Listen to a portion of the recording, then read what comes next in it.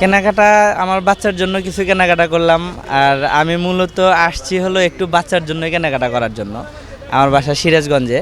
আজকে তো 5 রোজা, এখনও বেচা কিনা হয় না, খুব স্বাভাবিক বাজারের চেয়েও খারাপ।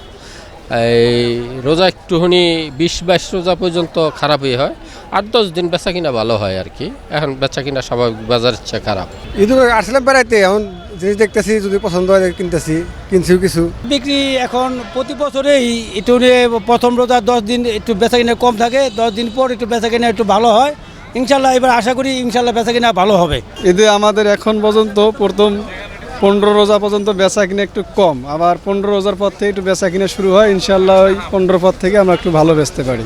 কে জানে, বিসমিল্লাহ বারটা হয় কোনো রকম। এখন তো খুচরা রেডিমেড জিনিস তো 15 রোজার পর থেকে টুকটাক বেচা কিনা হয়, আর এখন তো বেচা কিনা, এখন তো আপনার টেইলারি যেটি ওই সমস্ত পোশাক কি করবে।